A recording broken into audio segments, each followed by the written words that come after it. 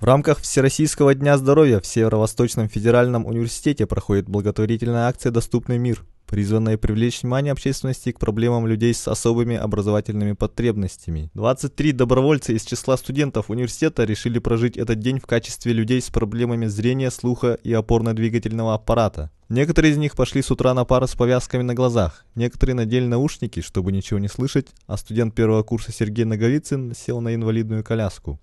Оказывается, на коляске передвигаться очень трудно. Нужно много усилий, особенно рук. Сложно было подниматься по пандусам и входить в дверной проем. Между партами пройти не нужно парты в сторону отодвинуть, тогда можно. Думаю, КФН немного приспособлен, потому что, чтобы войти в корпус, там установлен пандус, а в УЛК такого не имелось.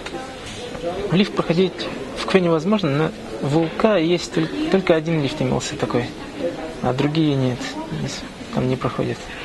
Мне кажется, что без сопровождающего невозможно. Сложновато будет.